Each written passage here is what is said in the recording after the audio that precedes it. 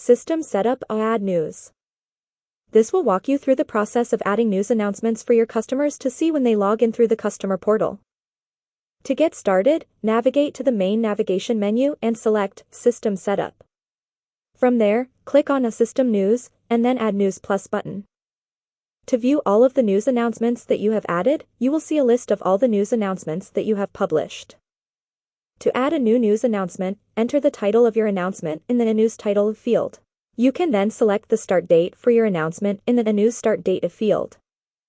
If you are ready to publish your announcement, set the Published field to Yes.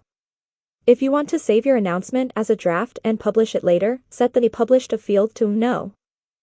Once you have filled in all of the required fields, click on the Add News button to submit your announcement. That's it. Adding news announcements to IT-LAN CRM is easy and will help keep your customers informed about important updates and changes.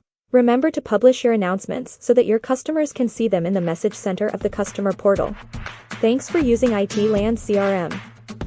We hope this guide has been helpful to you. If you have any questions or queries, please feel free to talk to us or request a call back via itlans.com.